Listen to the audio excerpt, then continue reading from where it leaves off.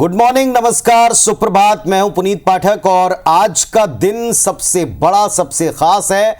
देश में दो बड़े राज्य, एक तो बहुत ही बड़ा राज्य महाराष्ट्र 288 विधानसभा सीटों वाला, और दूसरा झारखंड जहां की सियासत चरम पर रही पिछले दिनों जब तक वोटिंग होती रही और अब दावों के जरिए।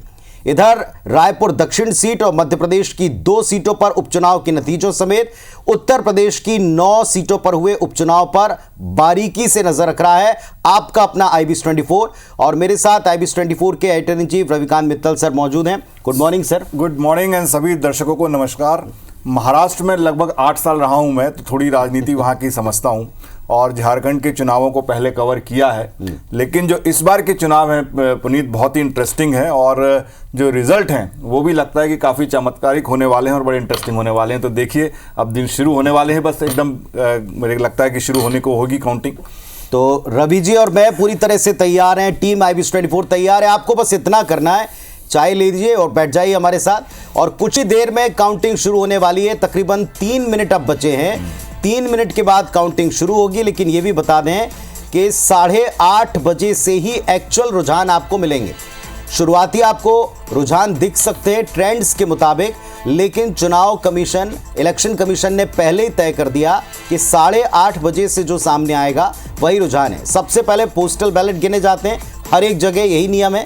तो यहां आपको बता दें, कुछ ही देर में मतगणना की शुरुआत हो रही है और इस मतगणना में देश की नजरें महाराष्ट्र की 288 सीटों पर हैं। बड़े इंटरेस्टिंग चुनाव जैसा रवि जी कह रहे हैं। और सुबह 8:30 बजे EVM के द्वारा वोटों को काउंट करना शुरू होगा और उसके ठीक पहले पोस्टल बैलेट जितने भी हैं उनके बारे में प्रायर इंफॉर्मेशन, पहली सूचना जो है हमको प्राप्त होगी। सीधे आप IBS 24 के स्क्रीन पर देखेंगे, लेकिन ये टैली वही दिखाएगी जो एक्चुअल होगा, रियल टाइम में होगा। जैसे ही ये आंकड़े जारी किए जाएंगे, सामने आएंगे, पुष्ट होंगे, पुख्ता होंगे, सबसे पहले आपकी टीवी स्क्रीन पर IBS 24 पर आप देख पाएंगे। तो बस आपको हमारे साथ बने रहना है। मध्य प्रदेश, छत्तीसगढ़ में भी उपचुनाव के नतीजे आ रहे हैं आज। ये सबसे बड़ा एक अपडेट होगा जो इन 3 सीटों पर हम आपको हर एक जगह से देंगे। छत्तीसगढ़ की रायपुर दक्षिण विधानसभा उपचुनाव के नतीजे अब की बार के लिए दिलचस्प इसलिए है कि 8 बार के विधायक अब बन चुके हैं सांसद। लेकिन क्या उनकी तरफ से सपोर्टेड भारतीय जनता पार्टी के सुनील सोनी, जो पहले यहां पर सांसद रहे लेकिन अब विधायकी के चुनाव के लिए उतरे, और उतरने के बाद में बार बार उन पर आरोप लगाया विपक्ष के द्वारा कि वे निष्क्रिय हैं, वे अलोकप्रिय हैं। लेकिन रायपुर दक्षिण की जनता क्या मानती है? क्या वे बृजमोहन अग्रवाल की तरह बम्पर वोट्स के साथ में उनको जिताती है, या फिर अब की बार ये जो 10% वोट कम हुआ है उसका असर दिखेगा उनके मार्जिन पर, वे जीतते हैं, या फिर सामने जो युवा कैंडिडेट है आकाश, वे बाजी मारते हैं? कांग्रेस का यही दावा है कि हमने युवा उम्मीदवार दिया, फ्रेश फेस दिया, लोगों को परिवर्तन चाहिए, वहां के ब्राह्मण एकजुट हुए, ऐसे कई फैक्टर्स रहे। तो बस अब से कुछ देर बाद जैसे ही मतगणना प्रारंभ होगी, मतगणना के रुझान ही स्पष्ट कर देंगे कि दरअसल एक्चुअल में क्या लोगों ने पसंद किया है, किस दावे के ऊपर उनका भरोसा हुआ है, कौन सा दांव पार्टियों का चला है। महाराष्ट्र की 288 विधानसभा सीटों पर अब की बार जो 2 प्रमुख वहां के दल हैं, 2 फाड़ हो चुके हैं, 2 हिस्सों में बंट चुके हैं। असल कौन है, इसके लिए तो शुरुआत से बहस चलती रही, लेकिन आज फाइनली विधानसभा चुनाव पहली बार पूरे स्टेट में हुए हैं, उससे पता चलेगा कि क्या स्थिति है, जनता क्या सोचती है।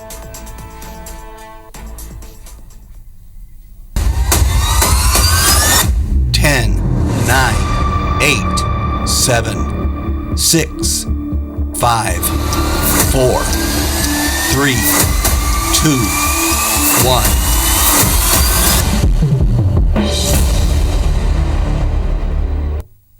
और लीजिए, इस वक्त की सबसे बड़ी खबर है कि काउंटिंग की शुरुआत हो रही है। कुछ ही सेकंड्स में पोस्टल बैलेट गिने जाने शुरू कर दिए जाएंगे। महाराष्ट्र झारखंड विधानसभा चुनाव के नतीजे आ रहे हैं और इसमें सबसे पहले नियम के अनुसार पोस्टल बैलेट गिने जाते हैं। पुनीत, लेकिन इस बार जो सबसे इंटरेस्टिंग बात ये हुई है कि इलेक्शन कमीशन ने जब ये चुनाव की घोषणा की थी तो उन्होंने 2 बात बोली थी।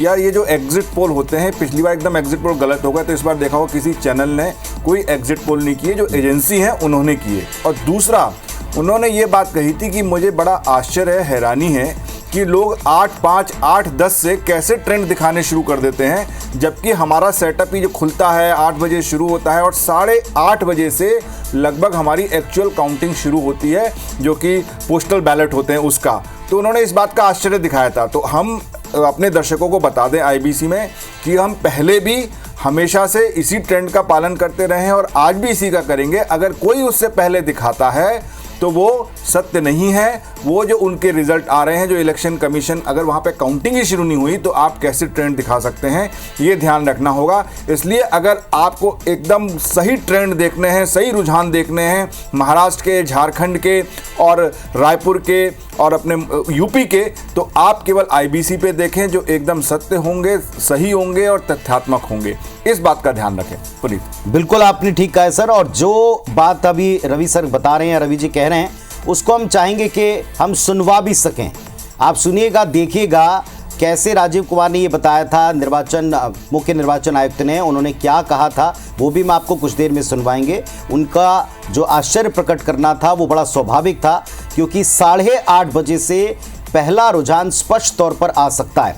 आज हमारी नजर मध्य प्रदेश की 2 सीटों पर हुए उपचुनाव, छत्तीसगढ़ की रायपुर दक्षिण इकलौती एक सीट पर हुए उपचुनाव, उत्तर प्रदेश की 9 सीटों पर, इन पर भी रहने वाला है, क्योंकि हम स्टेट की खबरें, राज्य की खबरों को पूरी प्राथमिकता और तत्परता के साथ आप तक पहुंचाते हैं। इसके अलावा महाराष्ट्र की 288 विधानसभा सीटें और साथ में झारखंड की 81 सीटें। अब जरा आप टीवी स्क्रीन को भी समझ लें।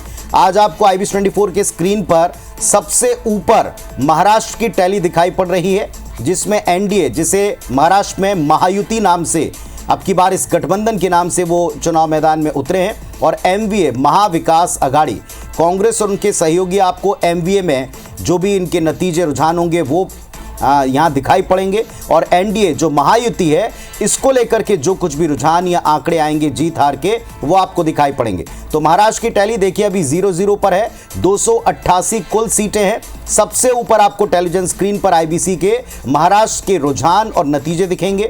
नीचे आप देखें, नीचे आपको झारखंड दिखाई पड़ रहा है, कुल 81 सीटें हैं, और इसके साथ ही मध्य प्रदेश स्क्रीन पे बाईं तरफ, और साथ में जो दाईं ओर है वहां आपको विभिन्न अलग अलग जगहों के पर्टिकुलर सीट्स के डिटेल मिलेंगे। यूपी के जनादेश की झलक दिखाई पड़ेगी। मध्य प्रदेश, छत्तीसगढ़ आपको बाईं साइड दिखाई पड़ रहे हैं। छत्तीसगढ़ में केवल 1 सीट है, मध्य प्रदेश में 2 सीटें। चलिए अब आपको सुनवाते हैं जो अभी रवि जी कह रहे हैं कि आपको असल रुझान दिखाएगा सिर्फ IBC 24। क्यों? सुने जरा, चुनाव आयोग की क्या मंशा है और क्या पीड़ा रही है पिछली बार को या उनके तजुर्बों को लेकर। सुनिए जरा। जब काउंटिंग का समय शुरू होता है तो 8:05 और 10 से रिजल्ट्स आने शुरू हो जाते हैं, जिस नॉनसेंस।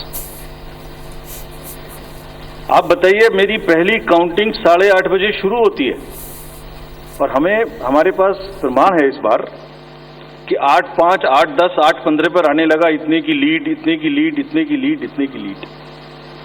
ऐसा तो नहीं है, I am just posing question, we are not gone into this, but ऐसा तो नहीं है कि एग्जिट पोल को जस्टिफाई करने के लिए वो शुरू में ट्रेंड्स आ गए कि हमने तो ऐसा कहा था, वैसा ही ट्रेंड हो रहा है, बाद में जो होगा वो होगा। और अचानक से पहला रिजल्ट एक राउंड का 8:30 बजे जब काउंटिंग शुरू हो रही है, तो 9 बजने में 10 मिनट, 9 बजने में 5 मिनट से पहले 20 मिनट भी लगेंगे एक राउंड में, तो आ ही नहीं सकता।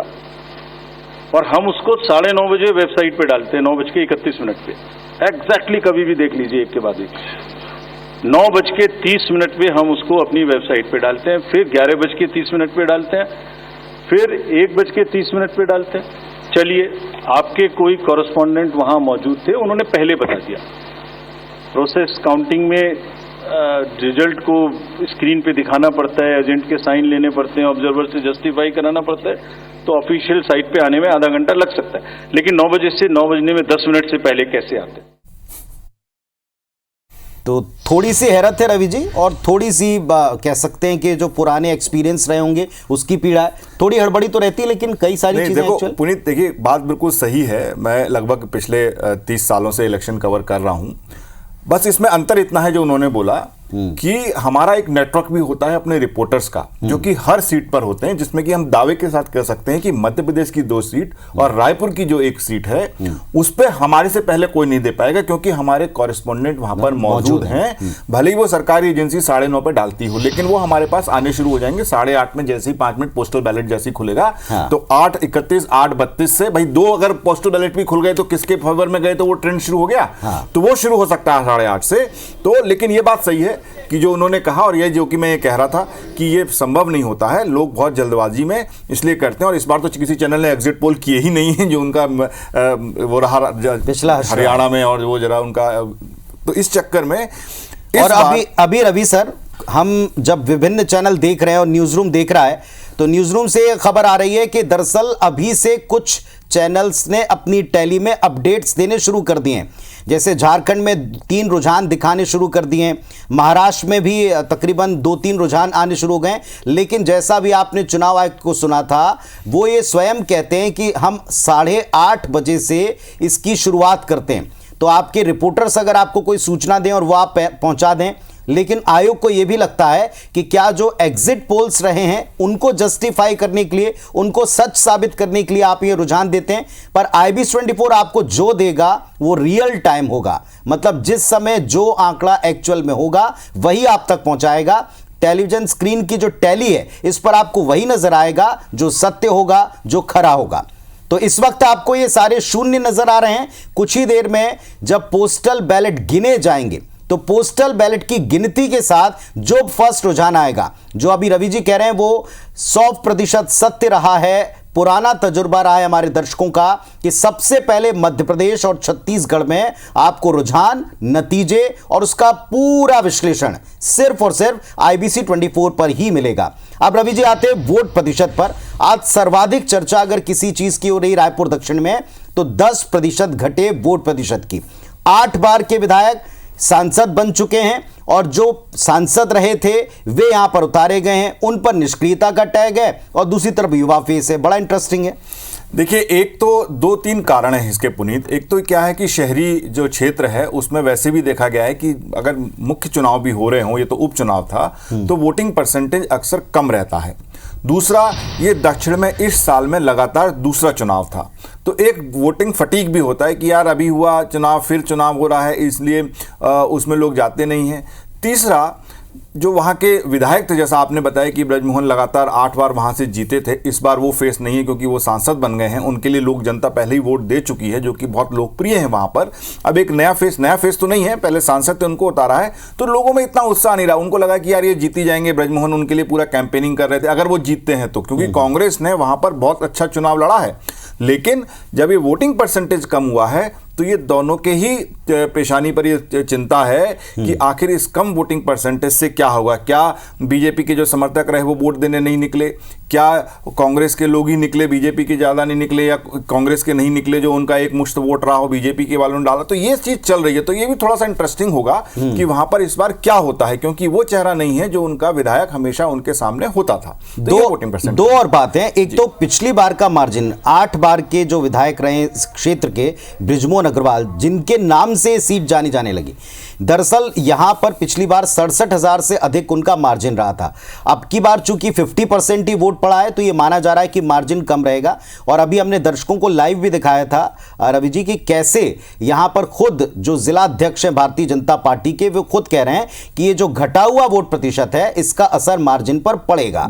और इस वक्त क्या स्थिति, हमारे रिपोर्टर्स जुड़ गए हैं, सीधे हम उनके पास चलते हैं और तैयारी या जो भी रुझानों को लेकर स्थिति है उसके बारे में डिटेल आपको देते हैं। हमारे साथ इस वक्त आप टीवी स्क्रीन पर सौरभ सिंह परिहार हमारे सहयोगी को देख रहे हैं, नवीन सिंह जुड़े हुए हैं भोपाल से, और नासिर गौरी जुड़े हुए हैं। तीनों का एक एक करके रुख करते हैं। सौरभ, सुबह से आपने दोनों कैंडिडेट से, उनके प्रतिनिधियों से बातचीत कर ली, पहले आप ही के पास आ रहे हैं, बताएं जरा इस वक्त का अपडेट बताएं।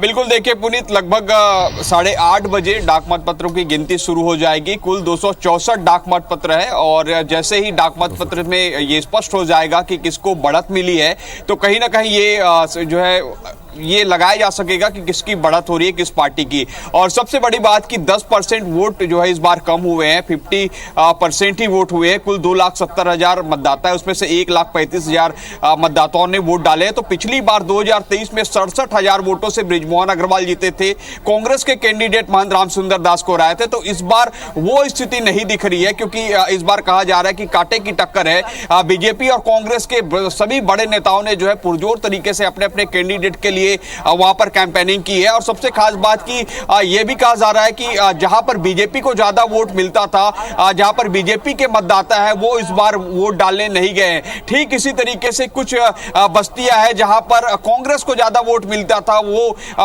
उन बस्तियों पर इस बार वोटिंग ज्यादा नहीं हुई है। तो दोनों के बीच जो है कसमकस है। और जैसे तमाम बड़े नेताओं से हमारी बातचीत हो रही है तो कहना है कि इस बार जो है वोट परसेंट घटने के कारण जो है मार्जिन भी जो है बहुत कम रहेगा। और जो कांग्रेस के नेताओं का दावा है कि लगभग 3 से 4,000 अर्थात 5,000 के बीच जो है वो चुनाव जीतेंगे। तो वही कांग्रेस के जो बीजेपी के नेता हैं उनका कहना है कि 20,000 के नीचे जो है वो चुनाव जीतेंगे। इसके पीछे बड़ा कारण जो है वोट परसेंटेज है। अब दरअसल समझना होगा कि जो 60% वोट जो है पिछले समय और जब भी बृजमोहन अग्रवाल खड़े होते रहे 8 बार से, तो वो परसेंटेज लगभग यही रहा, 58, 60, 62 के लगभग, एक बार 64 गया था। तो ये वोट परसेंटेज रहा। तो दरअसल इस बार वोट परसेंटेज कम होने की, जैसे मैंने पहले कारण तो बताई, एक कारण और सबसे महत्वपूर्ण कि बृजमोहन अग्रवाल इस बार चुनाव नहीं लड़ रहे थे। तो बृजमोहन अग्रवाल के खुद के अपने लोग हैं, जो उनके चाहने वाले लोग हैं, समर्थक, बीजेपी से अलग एक उनका एक अलग समर्थक है, वो जो इस बार वोट डालने नहीं गया था। ये तो स्पष्ट हो गया था इस पूरे वोटिंग से। लेकिन इस बार अब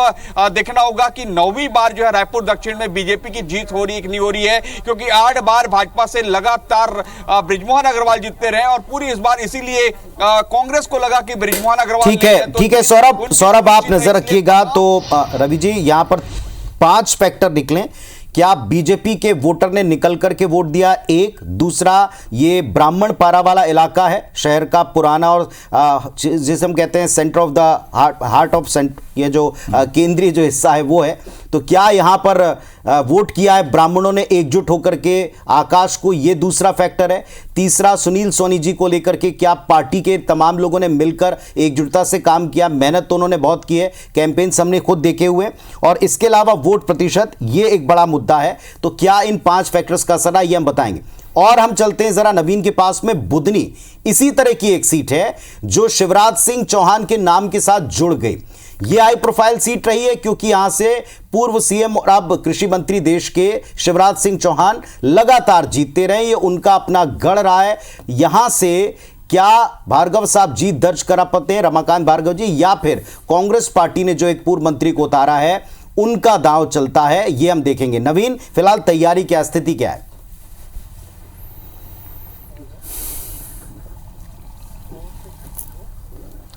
देखिए पुनीत, बुधनी सीट के लिए काउंटिंग शुरू हो चुकी है। मैं इस वक्त सीहोर में हूँ। सीहोर के पॉलिटेक्निक कॉलेज में बंदोबस्त किए गए हैं और यहीं पर गिनती शुरू हुई है। फिलहाल बैलेट पेपर की गिनती चल रही है। 2 रूम में 14 टेबलें लगाई गई हैं। 13 राउंड हैं पुनीत। और सबसे पहले मध्य प्रदेश की बुधनी सीट का रिजल्ट आएगा। मुझे लगता है कि 10 बजे तक पिक्चर पूरी क्लियर हो जाएगी और लगभग 12 से 1 बजे के बीच में कैंडिडेट कौन जीता है ये डिक्लेयर हो जाएगा। फिलहाल जो हमने इतना चुनाव कवर किया है पुनीत, तो वहाँ हमें ये नज़र आया कि मुकाबला बड़े कांटे का है। शिवराज सिंह चौहान का गढ़ ज़रूर है, जैसा कि आपने जिक्र किया।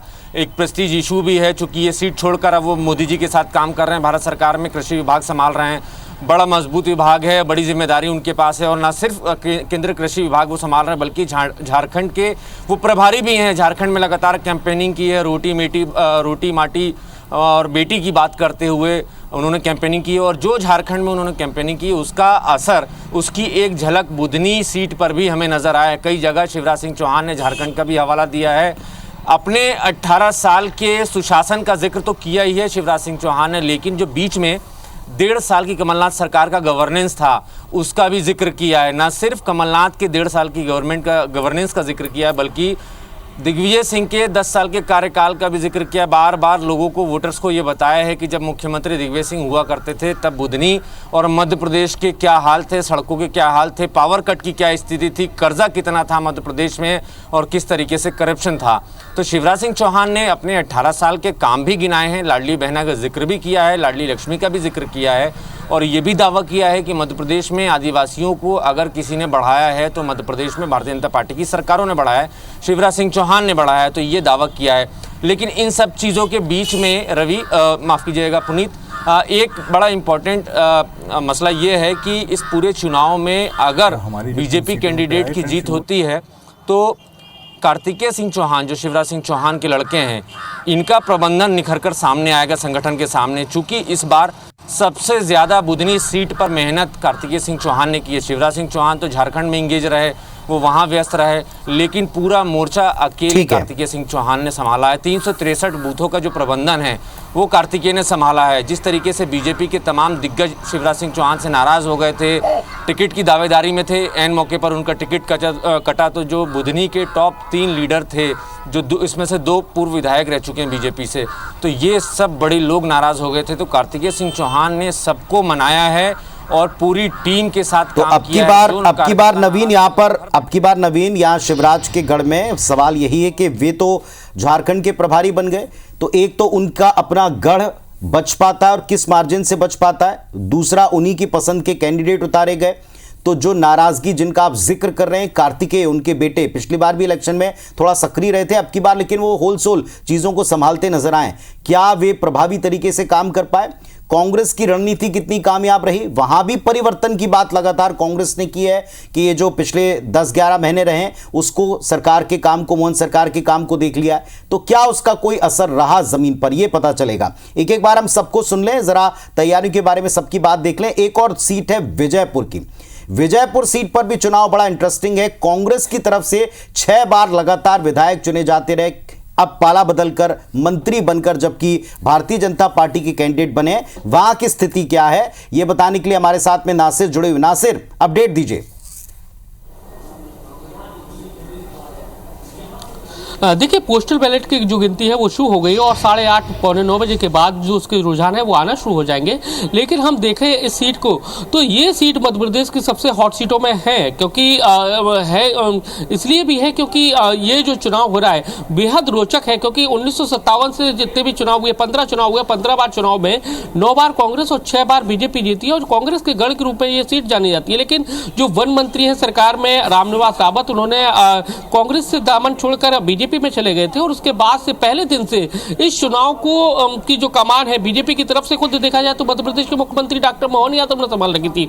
1000 करोड़ रुपए से ज्यादा के विकास कार्य किए और सूरत और सीरत बदलने की कोशिश की और मुख्यमंत्री बार बार दावा करते थे, लोगों के पास कहते थे ये तो शुरुआत है, अभी और भी मिलेगा। लेकिन वहीं कांग्रेस ने भी इस सीट को लूज नहीं किया, उसने भी अपने 12 विधायकों को उतार दिया, हर एक सीट को यहां पर पहुंच गए और कोशिश यही थी कि कैसे भी करके वोटर्स को अपनी तरफ मोड़ा जाए, क्योंकि कांग्रेस के गढ़ के रूप में जानी जाती थी ये सीट। इसलिए कोशिश यही थी, क्योंकि यहाँ का जो सबसे बड़ा वोटर्स है, यानी कि जो जीत और हार तय करता है, वो आदिवासी, यादव, माफ कीजिएगा जाटव और कुशवाहा है और यही दिशा। लेकिन ये जो वोटर्स थे ये कांग्रेस की तरफ से, और कांग्रेस लगातार इनको कैश कराने की कोशिश में लगी रही। और हम देखा जाए, चलिए नासिर, आप रखिएगा नजर इस पर। और इस वक्त हमको एक खबर मिल रही है कि रायपुर दक्षिण से पहला रुझान आ गया है। तो रायपुर दक्षिण सीट के ऊपर 264 पोस्टल बैलेट गिने जा रहे हैं। डाक मत पत्रों में भारतीय जनता पार्टी आगे, यानी सुनील सोनी यहां से जो कैंडिडेट है उनको इसका लाभ दिख रहा है। रुझानों में भारतीय जनता पार्टी प्रत्याशी सुनील सोनी आगे चल रहे हैं। कुल 264 डाक मत पत्र हैं और इन पोस्टल बैलेट को गिना गया। शुरुआती रुझान है, ये बिल्कुल पुख्ता रुझान हम आपको बता रहे हैं। और मेरे मध्य प्रदेश के जो कॉरेस्पॉन्डेंट है उनसे भी मैं कहूंगा कि वहां पर भी बैलेट पत्रों की गिनती शुरू हुई होगी, तो वो भी पैदा करके आए कि कौन आगे पीछे है। तो नवीन, आप भी और साथ ही साथ नासिर, आप भी जरा रुझानों पर नजर रखिए कि वहां की विजयपुर सीट के ऊपर और बुधनी में जो पोस्टल बैलेट गिने जा रहे हैं उसके रुझान क्या हैं। इस वक्त आपको छत्तीसगढ़ में इकलौती जो सीट है रायपुर दक्षिण की, उस पर हम पहला रुझान बता रहे हैं जिसमें फायदा मिलता दिख रहा है। हालांकि रवि जी, ये बात बिल्कुल तय है कि जहां सत्ता पक्ष होता है उसको एक एज बताया जाता है, क्योंकि इसमें ज़्यादातर सरकारी कर्मचारी हैं। ये ट्रेंड रहा है, ट्रेंड के मुताबिक ये बात कही जाती है। नहीं, मैं वही कह रहा था कि देखिए डाक पत्रों में जो होते हैं, उम्मीद पत्रों जो होते हैं, उसमें भी आजकल बड़ा बदल गया। ये हो सकता है कि जो कर्मचारी हैं, जो सरकार है उससे नाराज हों, तो पता लगा कि उन्होंने उनके खिलाफ डाल दिया। अगर खुश हैं, जैसे कि पिछली बार यहाँ पर हुआ जो विधानसभा में कुछ जो था कि ऐसा लगने लगा कि नहीं वो उनके खिलाफ जाएगा, लेकिन बदल जाता है। पहले ट्रेंड ऐसा होता था कि कर्मचारी अक्सर अगर खुश होते, क्योंकि चुनावों से पहले जो पार्टी होती, सरकार होती थी, वो उनके लिए कुछ कर देती थी जिससे वो। लेकिन अभी आप जो मतपत्र होते हैं उनके ट्रेंड से कोई भी निष्कर्ष ना निकालें। ये हमेशा ये डिपेंड करता है कि कर्मचारी उस समय की सरकार से नाराज है कि खुश है, उसके ऊपर ये भी हो सकता है कि हालिया किसी आंदोलन का असर है, और खास तौर पर ये उपचुनाव, ये भी आपको भूलना नहीं चाहिए। अब रुझान आ गया है बुधनी सीट के ऊपर, यहां भी भारतीय जनता पार्टी आगे चल रही है, और ये रुझान भी पोस्टल बैलेट का ही है। तो मध्य प्रदेश में भी रुझान आ गया है बुधनी सीट के ऊपर, भारतीय जनता पार्टी आगे चल रही है। शुरुआती रुझान IBC 24 पर सबसे तेज, सबसे पहला रुझान रायपुर दक्षिण का, भारतीय जनता पार्टी और प्रत्याशी सुनील सोनी को शुरुआती फायदा रुझानों में। इसी तरह बुधनी सीट जो कि शिवराज सिंह चौहान की सीट रही है, अब यहां पर भारतीय जनता पार्टी के प्रत्याशी जो हैं उनको फायदा मिलता दिख रहा है। पोस्टल बैलेट में वो भी आगे हैं। शुरुआती जो मतगणना स्टार्ट होती है, सबसे पहले आधे घंटे में पोस्टल बैलेट गिने जाते हैं। तो बुधनी में भी बीजेपी आगे चल रही है, और इधर छत्तीसगढ़ की रायपुर दक्षिण सीट के ऊपर भी भारतीय जनता पार्टी आगे चल रही है। उधर हम आपको बता दें, पूरे देश भर में जो सबसे ज्यादा इंटरेस्टिंग चुनाव बन पड़ा है महाराष्ट्र का, क्योंकि पिछली बार वहां नतीजे आने के भी महीनों बाद ये उथल पुथल मची रही थी, एक महीना तो पूरा लग गया था। और अब इस पर मैं आता हूं, थोड़ा महाराष्ट्र के बारे में बात करते हैं।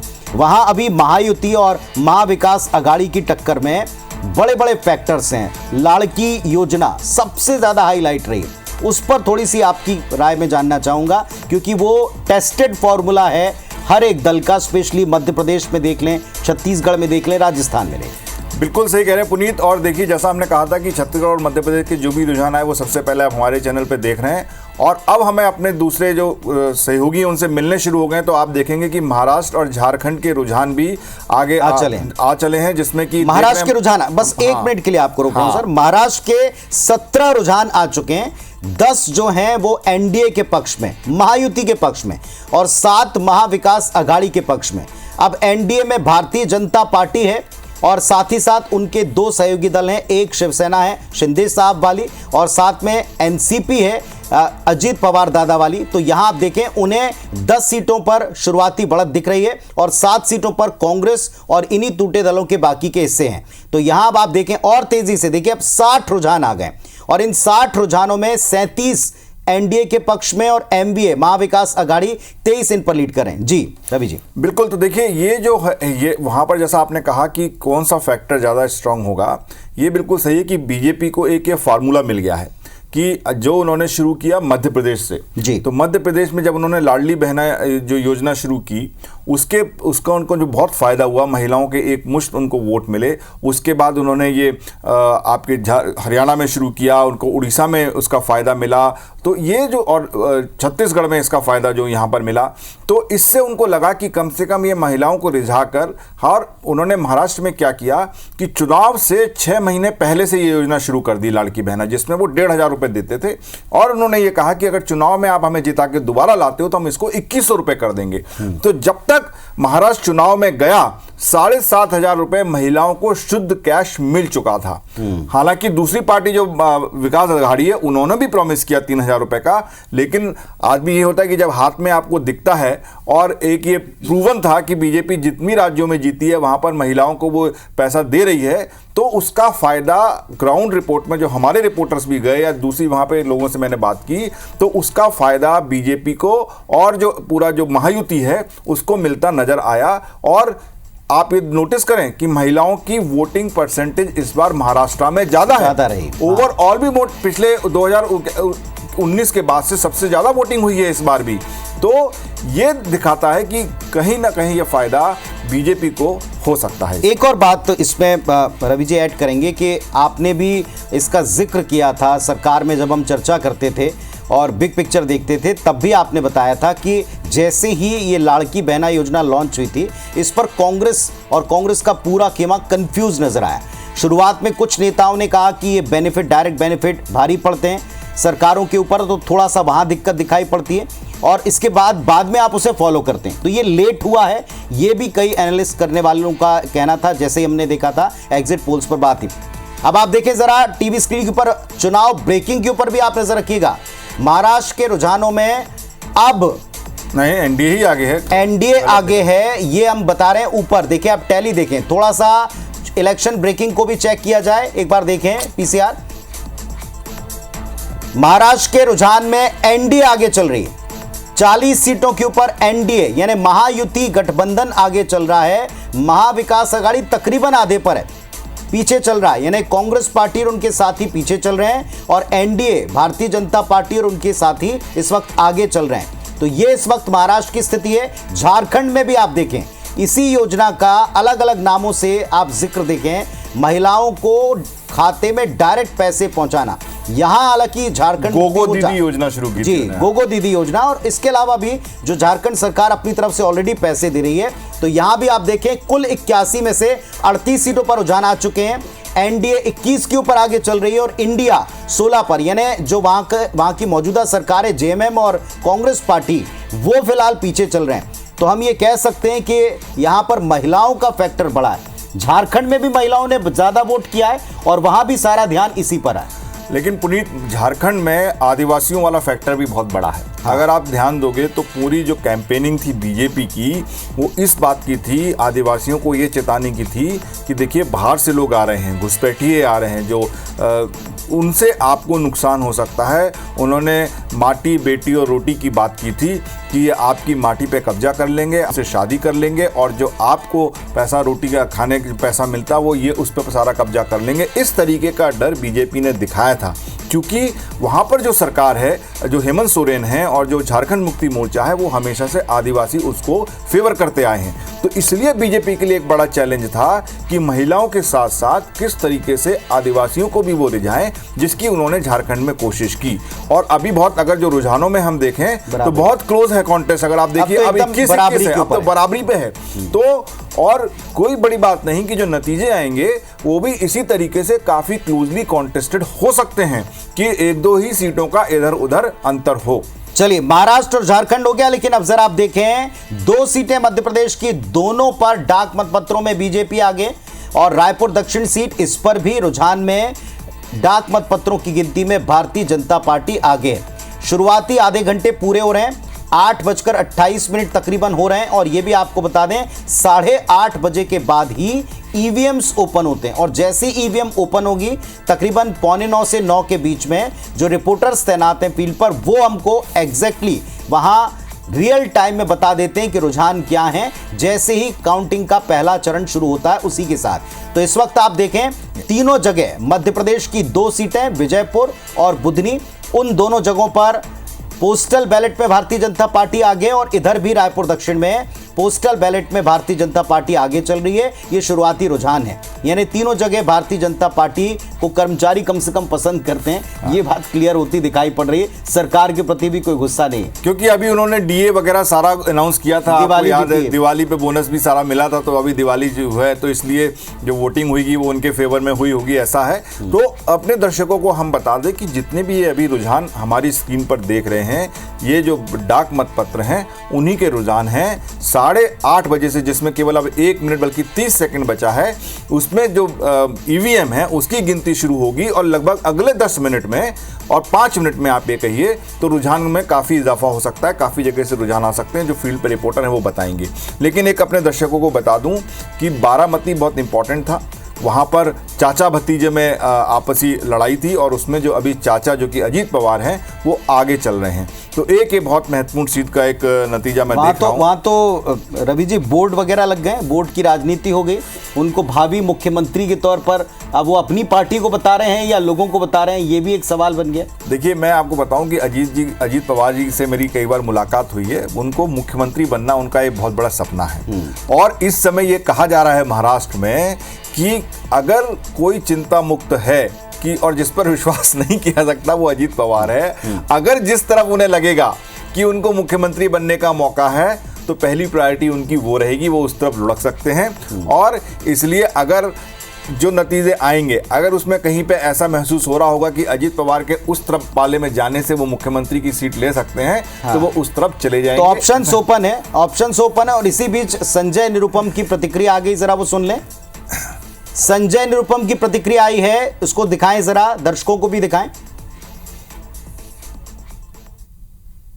मुझे पूरा विश्वास है कि सिद्धिविनायक जी के आशीर्वाद से मैं विजयी घोषित होऊंगा। सिर्फ मैं नहीं, बल्कि मेरी तरह शिवसेना, भारतीय जनता पार्टी, राष्ट्रवादी कांग्रेस अजीत पवार जी के और बाकी जो हमारे सहयोगी दल हैं, उन तमाम दलों के जो हमारे प्रत्याशी हैं, उम्मीदवार हैं, वो बड़े पैमाने पर जीतेंगे और महायुति की सरकार पुनः महाराष्ट्र में हार आ रही है, ऐसा मेरा विश्वास है।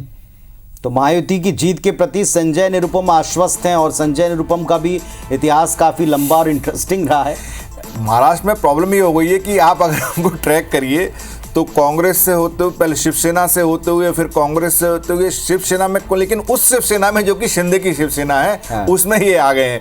तो ये रूलिंग पार्टी वाली शिवसेना, उसमें आ गए, उसमें ही आ गए हैं। तो ये थोड़ा सा इंटरेस्टिंग हो गया है कि महाराष्ट्र में कि इस बार पहले क्या होता था कि जी 4 पार्टी होती थी, बीजेपी, शिवसेना, जिनका बहुत लंबे गठबंधन चला, साथ में एक कांग्रेस होती थी, फिर कांग्रेस से अलग होकर एक एनसीपी हो गई थी। इस बार लेकिन 6 पार्टियां हैं, 2 शिवसेना है, 2 एनसीपी हैं और कांग्रेस बीजेपी हैं, और वो भी आपसी खेमों में लड़ रही हैं। तो एक तो खेमे आपस में लड़ रहे हैं, मतलब एमबीए और युति आपस में लड़ रही है, और फिर वो खेमों के अंदर भी आपस में लड़ रहे हैं। वहां ये बात हो गई है कि 4 की 6 पार्टियां हो गई। वो ये वैसे ही होता है कि परिवार के बीच में पार्टियां बट गई। कौन असल पार्टी है, इसकी जंग चलती रही, एक अदालतों में और एक जनता की अदालत में। इस वक्त का सबसे बड़ा अपडेट हम आपको दे रहे हैं। 8:30 बज चुके हैं, 8:32 हो चुके हैं, यानी ईवीएम्स खुल गए। और ईवीएम खुलते ही रुझान आने शुरू हो गए। आप देखें रुझानों में हर एक टैली में आपको जो बदलते हुए नंबर्स हैं वो रियल टाइम नंबर्स हैं, जो आप अभी आईबीसी पर देख रहे हैं, IBC 24 पर देख रहे हैं। तो ईवीएम वोटों की काउंटिंग शुरू हो चुकी है। पोस्टल बैलेट के बाद ईवीएम खुल चुके हैं। ये इस वक्त का सबसे बड़ा अपडेट है। महाराष्ट्र में 82 रुझान आ चुके हैं, 51 पर महायुति आगे और महाविकास अघाड़ी 31 पर आगे। इसी तरह झारखंड में कुल मिलाकर 81 में से हमारे पास 46 रुझान आ चुके हैं। 23 के ऊपर एनडीए और 22 पर इंडिया यानी जेएमएम कांग्रेस। बड़ा ही क्लोज फाइट झारखंड में जाता दिखाई पड़ रहा है। वही रोटी बेटी माटी वाला एंगल काम करता नजर आ रहा है। कम से कम चुनाव बड़े टफ है वहां। इसी तरीके से आप तीनों सीटें देखें, मध्य प्रदेश की 2 और छत्तीसगढ़ की इकलौती सीट। यहां फिलहाल एज दिखाई पड़ा है पोस्टल बैलेट में बीजेपी को, यानी बढ़त दिखाई पड़ी है। लेकिन क्या ये ईवीएम के साथ में आगे बढ़ती है, ये इंटरेस्टिंग होगा देखना। अब ईवीएम खुल चुके हैं, काउंटिंग शुरू हो चुकी है, ईवीएम्स ओपन हो गए हैं रायपुर दक्षिण में भी, उधर बुधनी विजयपुर में भी। तो पुनीत, कुछ उत्तर प्रदेश में भी रुझान आने शुरू हुए। देखिए उत्तर प्रदेश एक बहुत महत्वपूर्ण, वहां पर 9 सीटों पर उपचुनाव हैं और वहां पर जो पूरी जो इसकी जो कौन जीतेगा, पूरा जो योगी आदित्यनाथ जो हैं उनकी साख दांव पर लगी हुई है, क्योंकि इसमें से 5 सीटें पहले समाजवादी पार्टी के पास थी और उनके सहयोगी के पास थी। और जिस तरीके से योगी आदित्यनाथ पिछले समय कुछ परेशानियों से जूझ रहे हैं, तो ये देखने वाली बात होगी यूपी में क्या है। अगर हमारा न्यूज़ रूम बता सके कि जो मैं देख पा रहा हूँ स्क्रीन पर, एक जगह बीजेपी आगे है और बाकी बिल्कुल 9 सीटों पर हम आपको सारे के सारे रुझान दिखाने वाले हैं। हाँ। लेकिन इस वक्त सौरभ के पास कुछ अपडेट है। चलते हैं रायपुर दक्षिण सीट के ऊपर मौजूद हमारे सहयोगी सौरभ के पास में। सौरभ बताएं, अपडेट दें। देखिए रायपुर दक्षिण विधानसभा सीट पर बिल्कुल देखिए पुनीत, अभी ये जानकारी आई है कि पोस्टल बैलेट में जो है बीजेपी के प्रत्याशी सुनील सोनी आगे हैं और कुछ देर बाद अब ईवीएम की काउंटिंग हो जाएगी। हालांकि पोस्टल बैलेट की जो कुल मतदान है वो केवल 264 ही है, कोई ज्यादा नहीं है। लेकिन अभी इस पर स्पष्ट नहीं हो पाया है कि किसको कितना जो है मिला है बीजेपी और कांग्रेस के प्रत्याशी को। लेकिन ये बात सामने आई कि बढ़त बनाए हुए है और वो बढ़त जो है अब कितने का है पोस्टल बैलेट में, ये तो कुछ देर बाद स्पष्ट होगा। लेकिन ये जरूर स्पष्ट हो चुका है कि बढ़त बनाए हुए पोस्टल बैलेट पे। अब ईवीएम की बात रही तो ईवीएम को लेकर भी जो है लगभग पहला रुझान और पहला जो है वो 9 बजे के बाद ही आएगा, और इससे पहले कि तमाम जो कांग्रेस और भाजपा के जो कैंडिडेट है वो भी लगातार यहाँ पर पहुंच रहे हैं और उनके मतगणना एजेंट भी पहुंचे हुए पल पल की जानकारी जो है अपने बड़े नेताओं को दे रहे हैं। और इससे पहले कि दोनों को ट्रेनिंग भी दी गई थी कि किस तरीके से वहां पर काउंटिंग के वक्त किन चीजों का ध्यान रखना है, और उन्हीं चीजों का ठीक है। सौरभ, आप नजर रखिएगा, वापस आपके पास लौटेंगे। आप लगातार नजर रखें और फौरन बताइएगा हमें अगर कोई भी किसी भी तरह का अपडेट होता है। फिलहाल इस वक्त 9 सीटों पर, यह भी हम कहेंगे न्यूज रूम से, जरा 9 सीटें उत्तर प्रदेश की, इस पर भी आप रुझान जो भी हैं उनको भी अपडेट दीजिएगा। फिलहाल इस वक्त ईवीएम खुल चुके हैं। रायपुर दक्षिण से जो पहला रुझान है वो हमको मिलना शुरू हो चुका है। डाक मत पत्रों में बीजेपी आगे, जैसा सौरभ भी बता रहे हैं, ये इस वक्त का अपडेट है। ईवीएम्स ओपन हो चुके हैं और तकरीबन 15 से 20 मिनट लगना चाहिए और इसके बाद वहां से रुझान मिलेंगे। इसी तरीके से विजयपुर में और बुधनी में भी अब ईवीएम ओपन हो चुके हैं। तीनों जगह के पोस्टल बैलेट में बीजेपी बढ़त लेकर आगे थी। बड़ा इंटरेस्टिंग है, महाराष्ट्र और झारखंड में तेजी से अपडेट होते आंकड़ों में 47 सीटों पर रुझान आ चुका है झारखंड में और 24 पर एनडीए और इंडिया 22 के ऊपर फिलहाल आगे बढ़ता हुआ नजर आ रहा है। यानी देखिए आप, पल पल बदलता हुआ अपडेट झारखंड का आपको नजर आएगा। बिल्कुल, झारखंड में देखिए बिल्कुल यही माना जा रहा था कि कांटे की टक्कर होगी और वैसा हम रुझानों में देख रहे हैं। तो मतलब आप ये मानिए कि जब तक 11:30-12 बजे तक हम झारखंड में कह नहीं सकते कि क्या होने वाला है, क्योंकि कई सीटों पर तो बहुत ही क्लोजली कॉन्टेस्टेड होगा। 500,000 की जो सीटें होती हैं, मतलब उतने वोटों से अंतर होगा, वो होगा। और महाराष्ट्र में भी मेरा ये मानना है कि जिस तरीके की रुझान अभी देख रहे हैं इसमें बहुत बदलाव आगे मिलेगा, क्योंकि कई सीटों पर ये जो अदर्स पे जो आपको 0 दिख रहा है, इस पे भी नंबर बढ़ सकते हैं, क्योंकि कई जगहों पर आपस में एक दूसरे को काटने के लिए जो कैंडिडेट खड़े किए गए हैं वो वोट भी काट सकते हैं या असर दिखा सकते हैं। शहजाद पूनावाला का एक रिएक्शन है झारखंड को लेकर, वो जरा सुन लें और दर्शकों को भी सुनवा दें। जेएमएम कांग्रेस की सरकार ने जिस प्रकार से जे फॉर झोल, एम फॉर माफिया और एम फॉर मुस्लिम अपीजमेंट किया, उससे झारखंड के जनता और खास करके आदिवासी समुदाय अपनी रोटी बेटी माटी संस्कृति को और रोजगार के अवसर को फिर से प्राप्त करने के लिए वहां पर भारतीय जनता पार्टी एनडीए की सरकार लाने जा रहा है। चलिए, ये दावे हैं और ये दावे तो बनते भी हैं, दावे करना भी चाहिए, लेकिन फिलहाल आपको बता दें कि दावे किसके जमीन पर सच होंगे ये आपको पता चलना शुरू हो जाएगा अब से आधे घंटे के भीतर। फिलहाल जो सबसे बड़ा फैक्टर आया झारखंड में, जिसका हम चर्चा कर रहे थे, अभी आपने रिएक्शन भी सुना शहजाद पूनावाला भारतीय जनता पार्टी के प्रवक्ता का, वो ये कह रहे हैं कि वहां की सरकार ने, जेएमएम का फुल फॉर्म वो अपने मुताबिक बता रहे थे, लेकिन अब की बार यह भी इंटरेस्टिंग रहा है कि वहां के पूर्व सीएम का जेल जाना, वहां से बाहर आना, और देखें आप, ये अत्याचारी पार्टी है या ये गठबंधन है अत्याचारी, ये कहते हुए जो पूरा प्रचार, पूरा कैंपेन हुआ, विक्टिम कार्ड जिसको आप कह सकते हैं, क्या वो असरदार होगा आदिवासियों के बीच? जो मेरी बात हुई वहां पर जो एक्सपर्ट या जो सीनियर जर्नलिस्ट है, उनका ये कहना है कि हेमंत सोरेन को जेल में डालना एक गलत डिसीजन था बीजेपी का, कि कारण जो भी रहे हो आखिर उसको माना पॉलिटिकली जाता है, क्योंकि आदिवासियों के बीच में अच्छे खासे वो पॉपुलर हैं वहाँ पे। हेमंत सोरेन लगातार सोरेन परिवार पूरा ही रहा है, पहले उनके पिताजी भी थे, उनकी पूरी लड़ाई से झारखंड मिला भी था। तो ये जो था उनका क्या था कि इससे बहुत ज़्यादा फ़ायदा बीजेपी को हुआ नहीं, बल्कि नेगेटिव ही हुआ होगा। और एक तरीके से वहाँ पर अगर देखा जाए तो बहुत ही कोई ऐसी एंटी गवर्नमेंट कोई इस तरह की कोई बहुत ज़्यादा लहर नहीं थी, इसलिए हम नतीजों में ये देख रहे हैं। मैं लगातार इसलिए कह रहा हूँ कि झारखंड में कुछ चौंकाने वाले भी हो सकते हैं, क्योंकि बहुत क्लोजली कॉन्टेस्टेड है। तो एक वो अच्छा नहीं माना गया था, और आपने बिल्कुल सही कहा कि उसको उन्होंने एक विक्टिम कार्ड कह के कि भाई इस तरीके से ये एजेंसीज को पीछे लगाती है बीजेपी और अपने विरोधियों के साथ इस तरीके का हरकतें करती है, जो कि लोकतंत्र के लिए ठीक नहीं है, उसको एक और विक्टिम मान सकते हैं आप इन्हें, क्योंकि इन्होंने ऐसे ही पेश किया खुद को। चंपई सोरेन जी सीएम रहे बड़े शॉर्ट टाइम के लिए, अब बीजेपी के साथ हैं, उनकी भी प्रतिक्रिया है, सुन लेते हैं। भाजपा का ही जीत है मैक्सिमम विधानसभा में, कहीं किंतु परंतु नहीं है। और सरकार भी बनेगी भारतीय जनता पार्टी का ही बनेगी। तो बीजेपी की सरकार बनेगी, अगर सरकार बनेगी तभी चांसेस हो सकते हैं 2 फरवरी 2024 से लेकर के 3 जुलाई 2024 तक। बस ये शॉर्ट टर्म था जब ये मुख्यमंत्री की कुर्सी पर बैठे। बिल्कुल, ये कहा जा रहा था वहाँ पे कि ये भी एक गलत था हेमंत सोरेन को, उन्हें मुख्यमंत्री बने रहने देना चाहिए था, क्योंकि आप अगर जेल से बाहर आ गए हो तो प्रभावी व्यक्ति तो आप ही होते, आप फ्रंट में रह के चुनाव लड़ते और अगर जीतते तो दोबारा मुख्यमंत्री बन के आते। क्योंकि उसी परिवार के हैं, सोरेन परिवार के हैं, चाचा हैं, उनके चाचा भतीजों की राजनीति में बड़ा वो चलता है और वो पार्टी छोड़ के क्या कहते हैं उनको बीजेपी ने अपनी तरफ अट्रैक्ट कर लिया। तो और उस क्षेत्र में है चंपई का सोरेन का प्रभाव, जहां पर बीजेपी को कभी जीत नहीं मिली। कोल्हन इलाका एक झारखंड का है जो कि आदिवासी बहुल इलाका है, तो उस जगह पर चंपई सोरेन को लाने से हो सकता है कि एनडीए को फायदा मिलता है। और रुझानों में जो अगर आगे चल रहे हैं तो ये देखना पड़ेगा। ये वहीं से एक और रिएक्शन आ रहा है, सुनवाइए जरा। It will be decided by the legislature party meeting in presence of the observers. Central Parliamentary Board will take a call. We do it democratically, not like the Soren dynasty, where only one person with the Soren surname will become the chief minister. So this sunshine has actually brought in some bright.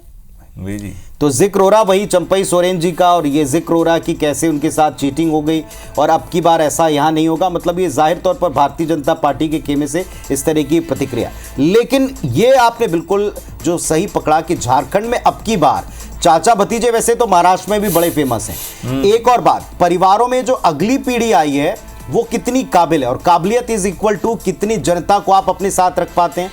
क्या अगली पीढ़ी के नेता अपने पहले जो उनके party के सदस्य या परिवार के सदस्य जो राजनीति में उनकी तरह पॉपुलर हो पाए? चाहे आप यहां देख लें महाराष्ट्र में, चाहे आप झारखंड में देख लें, यहीं अजीत दादा पवार हैं, वो अब की बार भतीजे से बढ़ते दिख रहे हैं। वे स्वयं पहले जो अपने चाचा से साहब थे चाचा जी, उनसे लड़ाई करते नजर आए, ताई से लड़ते नजर आए। तो ये बात देखिए क्या है कि ये जो एम्बिशन होता है ना कि जो बड़े नेता, आप यूपी में भी यही हाल है। अखिलेश यादव मुलायम सिंह यादव की लेगेसी को कितना आगे ले जाते हैं ये देखने वाले। लेकिन आपने जो महाराष्ट्र की बात कही, देखिए किस तरीके से उनको ये लगा अजीत पवार को कि हो सकता है कि जो उनके शरद पवार जो उनके चाचा या ताऊ उनको कहें वो हैं, उनको मौका ना देके अपनी बेटी को मौका आगे बढ़ा सकते हैं। और ये बड़ा ब्रेकिंग है जिसमें प्रियंका गांधी वायनाड से आगे हैं। ये राहुल गांधी ने सीट खाली की थी और लगातार, और ये माना जा रहा था कि प्रियंका वहां से जीतेंगी और रुझानों में दिखाई दे रहा है कि वो आगे चल रही हैं। सबसे बड़ा इस वक्त का अपडेट है ये लोकसभा उपचुनाव के, हम आपको रुझान दिखा रहे हैं। तो लोकसभा चुनाव का रुझान, केरल की वायनाड जो सीट है वहां से कांग्रेस पार्टी की कैंडिडेट प्रियंका गांधी वाड्रा आगे चल रही हैं। राहुल गांधी ने 2024 में 2 सीटों पर चुनाव लड़ा था और इसमें से बाद में वे वायनाड सीट को खाली करते हैं और यहां से प्रियंका गांधी वाड्रा उनकी बहन ऑफिशियली राजनीति में, और वो भी इलेक्शन वाली राजनीति में यहां से उतरी हैं और वो आगे चल रही हैं और उनका तकरीबन जीतना कांग्रेस पार्टी के दावों में कम से कम फिक्स दिखाई पड़ रहा था। बिल्कुल, देखिए अब ये इसीलिए परिवारवाद का फिर आरोप भी लगता है कि अब आप देखिए स्थिति देखिए कि राज्यसभा में सोनिया गांधी दिखेंगी और लोकसभा में दोनों भाई बहन बैठे दिखेंगे। और ये माना जा रहा था कि प्रियंका जीत जाएंगी। राहुल गांधी ने भी वहां पे जाके कैंपेनिंग किया था, उन्होंने कहा था कि अब आपको एक नहीं 2-2 सांसद मिलेंगे। राहुल को पिछली बार जीत दिलाई थी वायनाड ने, क्योंकि वो अमेठी में हार गए थे, तो और इस बार वो रायबरेली से जीते हैं जो कि सोनिया की सीट होती थी। तो ये जो पूरे परिवार में इस तरह की सीट घूम रही है तो देखते हैं। लेकिन हाँ, ये बात सही है कि कांग्रेस को एक फायर पावर मिलेगा जब प्रियंका गांधी संसद में पहुंचेंगी, क्योंकि उनका एक बोलने का एक अलग तरीका है, बात रखने का एक अलग तरीका है, प्रभावशाली है। तो एक कांग्रेस के लिए पॉजिटिव बात है कि प्रियंका गांधी उनके लिए संसद में पहुंच जाए। चलिए, तो एक सबसे बड़ा अपडेट ये कि प्रियंका गांधी वाड्रा आगे चल रही है। हालांकि बहुत आश्चर्यजनक नहीं है, वायनाड सीट के ऊपर शुरुआत से प्रभाव देखा जा रहा था। ऑलरेडी कांग्रेस की सीट मानी जाती है, राहुल लगातार जीतते रहे हैं और अब यहां से प्रियंका चुनाव मैदान में है। वे फिलहाल आगे चल रही हैं। शुरुआती रुझान है, अभी केवल तकरीबन 8:45 बज रहा है और हम ये कह सकते हैं कि 8:30 बजे जैसी ईवीएम खुली हैं तो ये पहला रुझान उनके पक्ष में गया। लेकिन क्या कोई बड़ा चेंज होता है या मार्जिन में कोई फर्क आता है, ये दिन चढ़ने के साथ पता चलेगा। अगले 1 से 1.5 घंटे में स्थिति क्लियर हो जाएगी। सबसे ज्यादा क्लोज फाइट चलती दिख रही है झारखंड में। यहां 25 सीटों के ऊपर एनडीए भारतीय जनता पार्टी उनके सहयोगी आगे हैं, जबकि झारखंड मुक्ति मोर्चा कांग्रेस यानी इंडिया गठबंधन 22 पर आगे चल रहा है और 1 के ऊपर अन्य आगे चल रहे हैं। यहां ऊपर नीचे स्थितियां हो रही, कभी इंडिया गठबंधन कभी एनडीए, यह आगे पीछे होता है। 81 में से आधे से अधिक रुझान आ चुके हैं, 48 पर रुझान हमारे सामने। इसी तरह महाराष्ट्र में देखें 88 सीटों के ऊपर रुझान आ चुके हैं और इसमें कांग्रेस पार्टी वाला महाविकास अघाड़ी, कांग्रेस का जिक्र हम इसलिए कर रहे हैं क्योंकि कांग्रेस किस नंबर पर रहती है, कौन से स्थान पर रहती है। और 2024 के इलेक्शन में जिस स्टेट ने बीजेपी के लिए एक टफ चैलेंज दिया या हम कह सकते हैं कि झटका दिया उत्तर प्रदेश के बाद, तो ये महाराष्ट्र भी रहा है। और यहां महाविकास अघाड़ी फिलहाल वैसा परफॉर्म करता शुरुआती रुझानों में उनको नहीं दिख रहा। 32 के ऊपर वो आगे चल रहा है, जबकि उससे तकरीबन दोगुनी सीटों पर एनडीए जो है आगे चलती दिख रही। देखिए क्या होता है कि बीजेपी के बारे में ये माना जाता है कि अगर मैं आपको एग्जांपल अपने दर्शकों को बताऊं कि हरियाणा का देखने वाली बात है। हरियाणा में बीजेपी ने पहली सरकार बनाई, क्लियरली अच्छी मेजोरिटी से बनाई। जब उन्होंने दोबारा चुनाव लड़ा उनकी मेजोरिटी कम हो गई, उनको एक सहारा लेना पड़ा दुष्यंत चौटाला का, उनकी 10 सीटें, तब वो अपनी सरकार बना पाए। इस बार ये माना जा रहा था कि वो बिल्कुल हारने की स्थिति में है, मनोहर लाल खट्टर का परफॉर्मेंस ठीक नहीं रहा है और वो ये चुनाव पूरी तरीके से हार सकते हैं। लेकिन बीजेपी ने उसको चुनौती की तरह लिया, उन्होंने और उसमें कांग्रेस का भी गलती रही। ऐसा नहीं कि बीजेपी ने बहुत सब कुछ अच्छा कर लिया हो, कांग्रेस जो केवल एक परिवार जो हुडा परिवार है और जाट, उनके ऊपर उन्होंने जो केंद्रित कर दिया, तो इन सब चीज़ों को मिला के जिस तरीके से बीजेपी ने चुनाव लड़ा वो फिर से वहाँ पर जीत गई और अपनी दम पर जीती। महाराष्ट्र भी उनके सामने चुनौती था क्योंकि महाराष्ट्र में लोकसभा चुनाव में उनको अपेक्षित परिणाम नहीं मिले थे और आश्चर्यजनक रूप से कांग्रेस वहां पर नंबर 1 पार्टी होकर जीती, 13 सीटें जीत के लाई थी। तो एक चुनौती उन्होंने महाराष्ट्र में ली और जिस तरीके से उन्होंने अपना पूरा चुनाव कैंपेन चलाया, जिस तरीके से सीट बंटवारा किया, जबकि एमवीए पहला गठबंधन था, पहले उनको एडवांटेज था, वो जीते थे, उनके फेवर में जनता थी, वो उसको उतना नहीं भुना पाए, चाहे वो सीट डिस्ट्रीब्यूशन हो, चाहे लीडरशिप की बात हो उसमें, और चाहे योजनाओं के बारे में बात करनी हो। तो बीजेपी ने काफी प्रिसीजन तरीके से वहां पर काम किया अपने सहयोगियों के साथ और रुझानों में लगता है कि उसका फायदा उन्हें मिलते हुए दिख रहा है। और एक रुझान आ रहा है, अलग है ये, विजयपुर सीट, मध्य प्रदेश की विजयपुर सीट पर पहला रुझान है रामनिवास रावत वर्सेस मुकेश मल्होत्रा। तो मुकेश मल्होत्रा कांग्रेस के कैंडिडेट आगे चल रहे हैं, ये रुझानों में पहला रुझान है। विजयपुर सीट के ऊपर कांग्रेस पार्टी आगे चल रही। देखिए बड़ा दिलचस्प है इस सीट पर भी इतिहास। रामनिवास रावत लगातार 6 बार के विधायक कांग्रेस पार्टी से जीते, मंत्री भी रहे, लेकिन जैसे ही सत्ता कांग्रेस की गई उन्होंने बीते दिनों कांग्रेस का हाथ झटका, बीजेपी में आए और अभी सरकार में मिनिस्टर भी हैं। अब ये यहां से जीतते कि नहीं जीतते बड़ा सवाल है। सामने मुकेश मल्होत्रा है, वो भी टिकट चाह रहे थे, नहीं मिला तो निर्दलीय उतरने की बात की, लेकिन कांग्रेस से फाइनली इनको टिकट मिल गया। अब वे चुनाव मैदान में और वहां की जो जाति गणित है उसको सूट करते हैं मुकेश मल्होत्रा, एक बड़े वर्ग को रिप्रेजेंट करते हैं। तो विजयपुर सीट के ऊपर कांग्रेस पार्टी आगे है, ये शुरुआती रुझान है इस वक्त का। ये पुनीत होता क्या है कि कुछ जगहों पर सीटें जो होती हैं वो पार्टी के प्रति वफादार होती है, हमने कई जगह देखा है, ना हर जगह नहीं, और कुछ जगह जो होता है कैंडिडेट के प्रति होती हैं। जैसे कि रायपुर दक्षिण अगर हम देखें तो वहाँ पर ब्रजमोहन ही एक नाम है जिनके प्रति लोगों का ये है कि भाई ब्रजमोहन को जिताना है। तो विजयपुर जैसा कि जो अब बीजेपी से लड़ रहे हैं वो कांग्रेस से लगातार जीतते रहे, इतनी बार जीते हैं, तो ये माना जाए कि वो जो सीट है वो कांग्रेस की सीट है, वहाँ पे कांग्रेस हमेशा स्ट्रांग रही है। तो कैंडिडेट कोई भी हो सकता है यही अगर रुझान रहा तो कांग्रेस वहां पर जीत भी जाए, जिसकी आशंका भी लग रही थी जब हम लोग चुनाव कवर कर रहे थे। ये लगातार सवाल रहा। अभी आपको याद होगा सरकार में जब हम बात करते थे तो हमने यही कहा कि अब की बार मध्य प्रदेश छत्तीसगढ़ के बाय इलेक्शन में ये क्या फेसेस का हम ये कह सकते हैं कि यहाँ जीतना होता था या पार्टी का जीतना, मतलब ये जो सीटें रायपुर दक्षिण ये बृजमोहन अग्रवाल की सीट है या बीजेपी की सीट है, विजयपुर के बारे में भी ये रामनिवास रावत की सीट है या कांग्रेस पार्टी की सीट है, बुधनी सीट जो है वो क्या शिवराज सिंह चौहान की है या बीजेपी का गढ़ है। तो हम यही जानना चाहते हैं कि जो गढ़ है वो किसका, ये जनता ने तय कर दिया है, ईवीएम खोल रहा है। अब ईवीएम जैसे जैसे खुलते जाएंगे यही बात स्पष्ट होती जाएगी कि यहाँ पर फेसेस वाली पॉलिटिक्स हावी रही है या पार्टियों का वर्चस्व बना हुआ है, चाहे फेस बदल जाए पार्टियों को लोग जिताते हैं। लेकिन शुरुआती रुझान कांग्रेस के पक्ष में इकलौती विजयपुर सीट पर दिखाई पड़ रहा है। बुधनी में जो रुझान आएंगे सबसे पहले आपको दिखाएंगे, डाक मत पत्रों में बीजेपी आगे चल रही, वहां से शिवराज सिंह चौहान के बेहद करीबी और पूर्व मंत्री रमाकांत भार्गव उनको उतारा है और सामने एक और पूर्व मंत्री हैं राजकुमार पटेल साहब, कांग्रेस पार्टी के एक वरिष्ठ नेता हैं, कई बार चुनाव लड़ चुके हैं, जीते आ रहे हैं, लेकिन उनका जमीन के ऊपर बड़ा अच्छा किसानों के बीच में दखल माना जाता है, क्योंकि वो पूरा बेल्ट किसानी वाला है, खेती किसानी वाला है। वहां से भारतीय जनता पार्टी ने किसान नेता को उठाकर खड़ा कर दिया था, उसे पार्टी में किसान प्रकोष्ठ का अध्यक्ष बनाया था। तो बीजेपी ने पूरा ख्याल रखा है कि किसान ना छिटके, वो इलाका पूरा उनके पास बना रहे। लेकिन इस सीट के ऊपर क्या भार्गव साहब जीत दर्ज करेंगे, और उस मार्जिन से, जिस मार्जिन से शिवराज सिंह चौहान जी करते थे, ये देखना होगा।